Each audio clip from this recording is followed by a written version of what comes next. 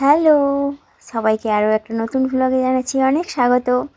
একটা কথা আছে জানো তো, কষ্ট করলে কেষ্ট ঠিকই মেলে, তেমনি কষ্ট করলে কিন্তু ফলটাও ভালোই পাওয়া যায়।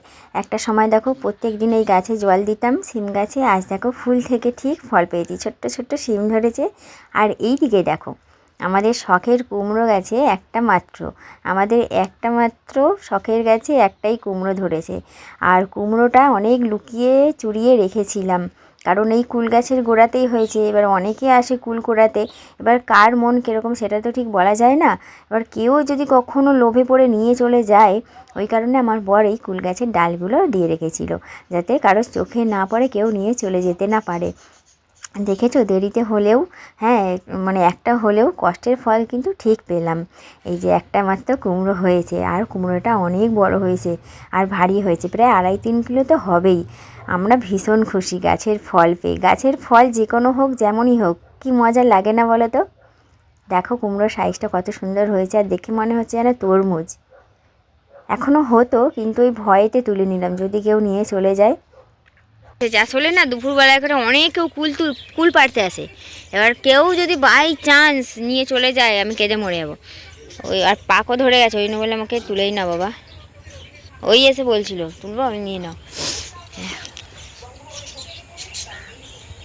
ইয়ে, এই কুলগুলো তো পেকে গেছে। এই দেখো, এই কুলগুলো পেকে গেছে, পুরো পেকে গেছে কুলগুলো। হুম,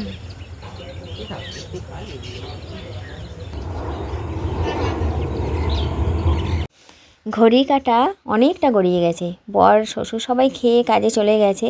বিছানা চাদরটা সেই সকালেই তুলে দিয়েছিলাম, তুলে আর গরম ফ্যানের মধ্যে ভিজিয়ে রেখেছিলাম।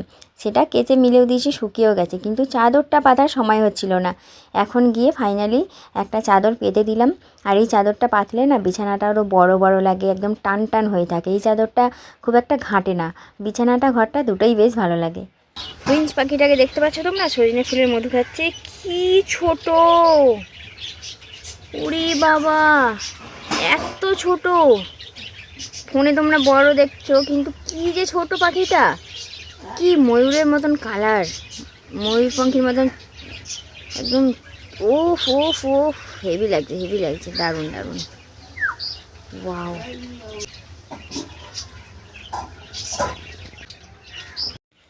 তো চলো দেখো, বিছানাটা একদম গুছিয়ে নিয়েছি আর ঘরটাও মুছে নিয়েছি, সেটা তোমাদের সঙ্গে শেয়ার করা হয়নি। বিছানাটা এবার কেমন লাগছে বলো। বিছানার মধ্যে হালকা একটু রোদের হাওয়া পড়েছে, বেশ ভালোই লাগছে। আমাদের কিন্তু খাওয়া দাওয়া হয়ে গেছে, আজকে খাওয়া দাওয়াটা শেয়ার করলাম না।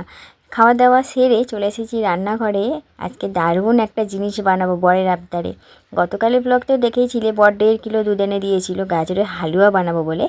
গতকাল তো সময় হয়নি, আজকের ওই যে খেয়ে উঠেই দুপুর থেকেই লেগে পড়েছি রান্নাঘরে। আসলে এগুলো গ্রেট করতে, সমস্ত কিছু প্রসেস রেডি করতে টাইম লাগে, তো ওই জন্য শুলাম না। আজকে একদম খেয়ে উঠেই 10-5 মিনিট রেস্ট নিয়ে চলে এসেছি রান্নাঘরে। এতগুলো গাজর গ্রেট করব, টাইম তো লাগবে, ওই জন্য। আর গাজরগুলোর কালারগুলো এত সুন্দর, হালুয়াটা বেশ ভালোই হবে বুঝতে পারছি। কারণ এক একটা গাজর থাকে, ভেতরে দেখবে একটা সাদা মানে সাদা একটা বর্ডার থাকে, সেটা কিন্তু নেই। পুরো গাজরটাই একদম অরেঞ্জিস কালারের, খুব ভালো লাগছে। আর আজকে হালুয়াটা একদম পুরো ঘিয়েতেই করব, গাওয়া ঘিয়ে। আর মানে গাজরগুলো না হালকা জাস্ট 1 মিনিট মতো করে একটু ঘিয়ের মধ্যে নেড়ে চেড়ে নেবো, নিয়ে তারপরে দুধে সিদ্ধ করব। তাহলে না গাজরের বেশ গাজরটা তাড়াতাড়ি সিদ্ধও হয়ে যাবে, আর একটা সুন্দর গন্ধও আসবে। এটা একটা আমি ভিডিওতেই দেখেছিলাম, সেই প্রসেসটাই ফলো করছি। তো চলো 2-1 মিনিট, জাস্ট 2-1 মিনিটও নয়, 1 মিনিটের মতো হালকা করে ভেজে নেবো ঢেকে। তারপরে হচ্ছে দুধে ফোটাবো। আর গাজরের হালুয়া কার কার ভালো লাগে কমেন্ট করে জানিও। গাজরের হালুয়া কার ভালোই বা না লাগে বলো। শুধু যারা মিষ্টি খাওয়া বারণ তারাই খেতে পারবে না, বাদবাকি গাজরের হালুয়া এমন একটা জিনিস সবার খুব ভালোই লাগবে।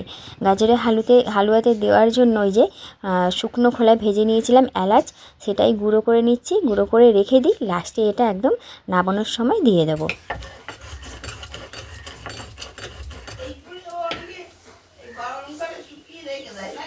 কি কি বলি বলো তো, এখন ঘড়ি কাটা 4:45টার ঘরে বিকেল। এতক্ষণ এসে কথা বলার সময় পেলাম। তো গাজরের হালুয়া বসিয়ে দিয়েছি, একটু ভেজে নিই, সামান্য গাজরগুলো আলাদা রকমই লাগবে। আর পাশে হচ্ছে দুধ গরমও করে রেখে দিয়েছি। তো যা চলো গাজরের হালুয়া করি, তারপর সন্ধ্যাবেলায় শীতের আরও একটা মজাদার জিনিস খাবো, যেটা এখনও শীত থাকতে থাকতে খেয়ে নিতে চাইছি। শীতকালেই খায় এই জিনিসগুলো, শীত থাকতে থাকতে খেয়ে নিই। এখনও তো শীতের আমেজ আছে হালকা হালকা, ওই জন্য খেয়ে নেবো, আজকেরই করবো। এটা হয়ে যাক, তারপরে বিট আলু ভাজা করব, রুটি করব রাতের জন্য, তারপরে ওটা ঘরে বসে বসে ধীরে সুস্থে করব।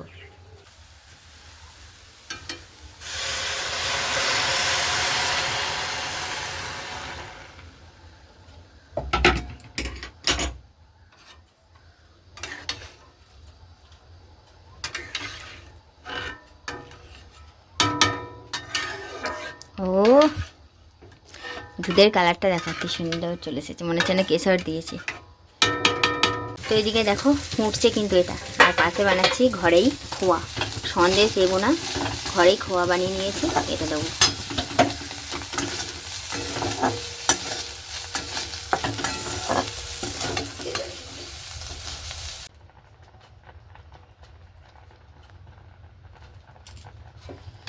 দুধ দেখো একেবারে মরে গেছে কিন্তু, হ্যাঁ দেখেছো। এবারে হচ্ছে চিনি দিয়ে দেবো পরিমাণ মতো।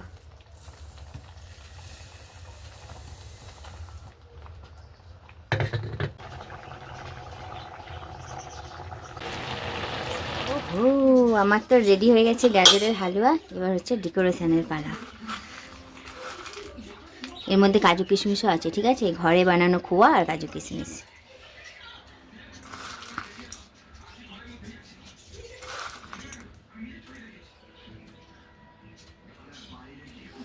একটু মিশিয়ে নিই, এগুলো যেগুলো দিয়েছিলাম ওগুলো মিশিয়ে নিলাম, কড়াতেই দিয়ে মিশিয়ে নিলে ভালো হতো। আমি ভুলে গেছিলাম, ভাবলাম ডেকোরেশনই করব, হবে কি না, তারপরে দেখছি না অনেকটাই আছে, ডেকোরেশন করা যাবে মেশানোর পরেও, ঠিক আছে।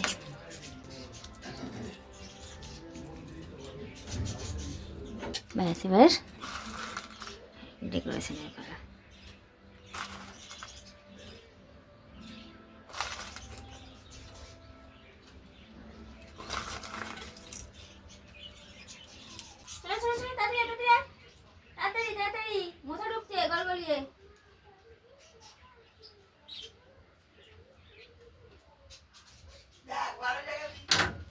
আজকে আপনার জন্য নতুন আসন পেতে দেওয়া হয়েছে, বসুন, দয়া করে আসন গ্রহণ করুন।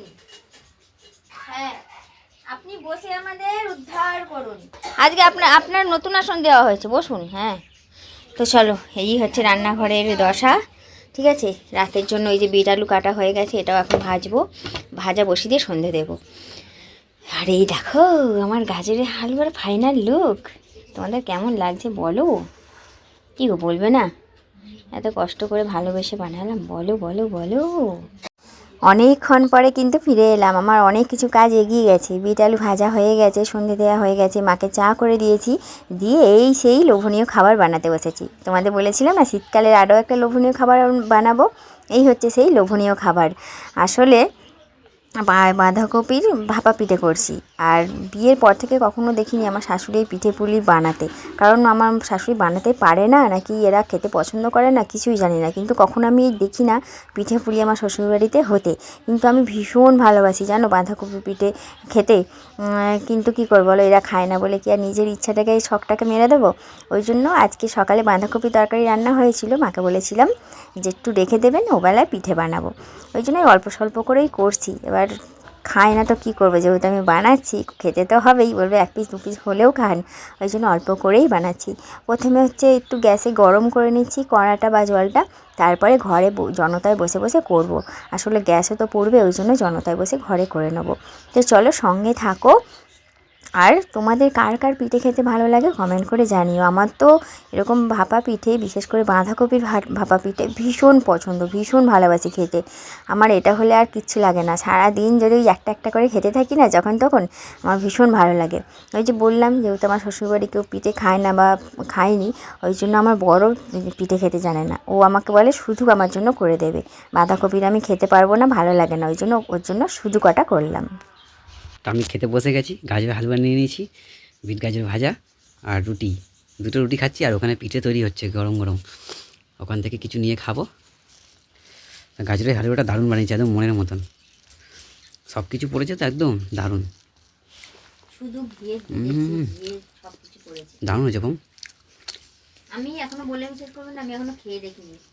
মানে কিছু পড়ছে, বাদাম, কিশমিশ। শুধু জাস্ট দুধটা তুলে রেখেছিলাম। চলো, গাজরের হালুয়া ঠিক কেমন হয়েছে তোমরা তো রিভিউটা পেয়েই গেলে। আমি পিঠে কটা করে নিই আর ব্লগটা এখানেই শেষ করি তাহলে। দেখা হবে আগামীকাল। টাটা।